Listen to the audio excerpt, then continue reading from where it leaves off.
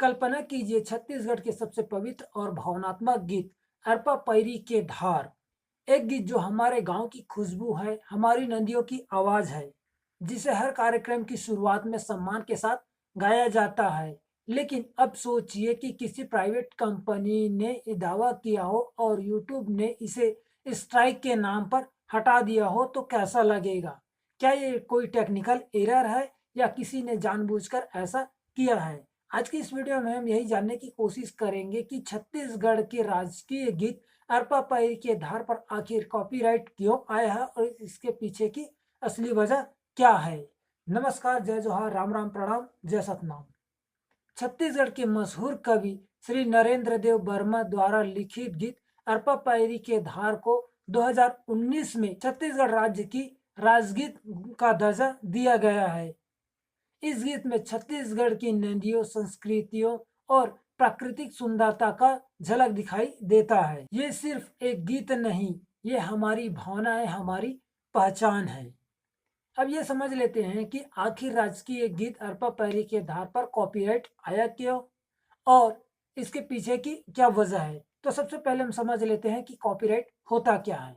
जब कोई व्यक्ति या कंपनी कोई कंटेंट बनाते हैं, चाहे वो ऑडियो के फॉर्म में हो या वीडियो के फॉर्म में, तो उसके पास एक कॉपीराइट होता है, यानी कि उसको यूज करने का अधिकार उनके पास होता है। यूट्यूब जैसे प्लेटफॉर्म पर एक सिस्टम होता है, कंटेंट आईडी सिस्टम, जो ये जांच करता है कि आपने जो वीडियो अपलोड की है वो किसी और का तो नहीं है।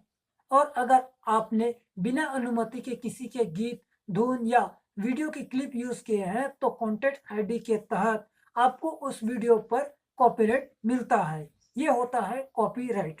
अब थोड़ा सा समझ लेते हैं कि कॉपीराइट स्ट्राइक और कॉपीराइट क्लेम होता क्या है। इसके बाद हम डिटेल में जानेंगे कि आखिर छत्तीसगढ़ के जो राजकीय गीत है अरपा पैरी के धार, उस पर कॉपीराइट क्लेम आया क्यों।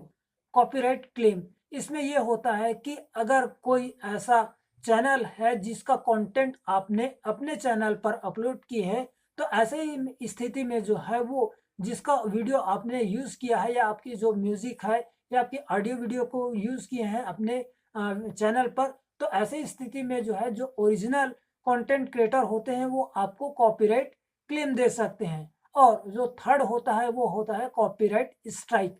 इसका मतलब ये है कि अगर आप किसी दूसरे का कंटेंट यूज करते हैं, चाहे वो ऑडियो के फॉर्म में हो, वीडियो के फॉर्म में हो या कोई इमेज वगैरह यूज करते हैं, तो सामने वाला जो है वो आपको कॉपीराइट स्ट्राइक देता है। इससे ये होता है कि आपने जो भी वीडियोस अपलोड किए हैं वो यूट्यूब से हटा दिया जाता है। और आपको ये पता होना चाहिए कि अगर आपके चैनल पर 3 कॉपीराइट स्ट्राइक अगर आ जाता है तो आपके जो चैनल है वो यूट्यूब से परमानेंटली रिमूव हो जाता है।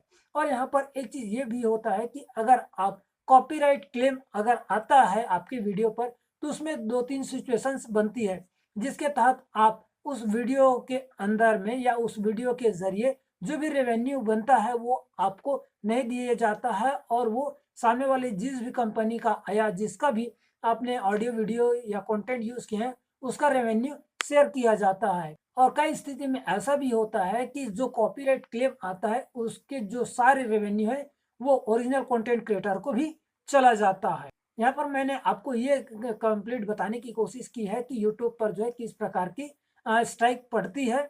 अब चलिए हम ये समझते हैं कि आखिर अरपा पैरी के आधार पर कॉपीराइट क्यों आया है, जबकि ये छत्तीसगढ़ की राजकीय गीत होने के बावजूद। तो देखिए, जैसे मैंने आपको शुरू में बताया कि कॉपीराइट आखिर आता क्यों है, तो इसके तहत जो है वो कॉपीराइट क्लेम और कॉपीराइट स्ट्राइक ये दोनों में हो सकते हैं। तो सबसे पहले मैंने जैसे आपको पहले बताया कि कॉपीराइट में जो है किसी भी कंपनी या जिसका भी आप कंटेंट यूज करते हैं तो उसके तहत जो है आपको कॉपीराइट मिलता है या कॉपीराइट क्लेम भी आ जाता है। तो अरपा पैरी के धार जो है वो सुंदरानी म्यूजिक वर्ल्ड ने जो है वो अपना ओरिजिनल कंटेंट आईडी के तहत इसको जो है कॉपीराइट क्लेम मिला हुआ है। अब ये कंटेंट आईडी क्या होता है मैं आपको थोड़ा सा डिटेल में समझा देता हूँ कि जब किसी भी कंपनी कोई भी ओरिजिनल रचना करता है, चाहे वो ऑडियो हो, वीडियो हो, तो उसके तहत जो है उस चैनल का एक आईडी होता है जिसे हम कंटेंट आईडी कहते हैं, जो जेन्युइन तरीके से अपने चैनल पर काम करते हैं। जैसे कि हो गया टी सीरीज, विनस और सुंदरानी म्यूजिक वर्ल्ड और जितने भी म्यूजिक वर्ल्ड होते हैं वो जेन्युइन तरीके से काम करते हैं। उनमें जो है अपना खुद का लिरिक्स होता है, खुद का धुन होता है, खुद का गीत होता है। इन सारी चीज़ों को कंबाइन करके जो है जेन्युइन तरीके से गाना बनाया जाता है, जिसके तहत उस चैनल के कंटेंट आईडी होती है। उसी के तहत जो है आपको कॉपीराइट क्लेम या कॉपीराइट स्ट्राइक पड़ता है। अब ये बात कर लेते हैं कि आखिर अरपा पैरी के आधार पर कॉपीराइट आया किसके नाम पर है और ये किसने दिया है। तो यहाँ पर मैं आपको ये बता दूं कि छत्तीसगढ़ के वरिष्ठ नाट्यकार, संगीत सम्मान से सम्मानित राकेश तिवारी, जो जेवरा नाम से यूट्यूब चैनल है, उस पर उनका एक पॉडकास्ट आता है गाबो बजाबो गोठियाबो नाम से।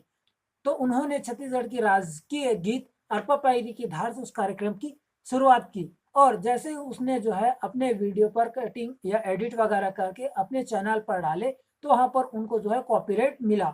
और ये कॉपीराइट जो है वो सुंदरानी म्यूजिक वर्ल्ड की तरह से गया। और जैसे मैंने पहले ही बताया कि जो है सबसे पहले रिकॉर्डिंग सुंदरानी म्यूजिक वर्ल्ड पर हुआ, और उसी के पास जो है इस कंटेंट का आईडी रखा हुआ है, जिसके तहत ये क्लेम उनको गया। और एक चीज ये मैं बता दूं कि यूट्यूब जो है वो जेन्युइन तरीके से ही एक ऑटोमेटिक सिस्टम होता है यूट्यूब के में, जिसके तहत कॉपीराइट मिलता है। अब यहाँ पर यह सवाल खड़ा होता है कि आखिर छत्तीसगढ़ की राजकीय गीत अरपा पैरी के धार राजकीय गीत है, तो इसके बावजूद भी कॉपीराइट क्यों पड़ रहा है। तो इसके पीछे का एक ही रीजन है, इस गीत को पब्लिक डोमेन लाइसेंस में रखना चाहिए, मतलब क्रिएटिव कॉमन। क्रिएटिव कॉमन वो होती है जिसे हम फ्री में यूज कर सकते हैं। इसमें ज्यादातर म्यूजिक से रिलेटेड ही होते हैं। और वैसे भी जो है अरपा पैरी के धार छत्तीसगढ़ की राजकीय गीत है, तो इसे कोई भी यूज कर सकता है, इसलिए इसको पब्लिक डोमेन लाइसेंस में रखना चाहिए। सेकंड, इसमें कलाकारों और यूट्यूबर्स के लिए एक अलग से वर्जन निकालने चाहिए, जिससे कि है कोई भी व्यक्ति इस गीत को जो है अपने वीडियो या ऑडियो में यूज कर सके।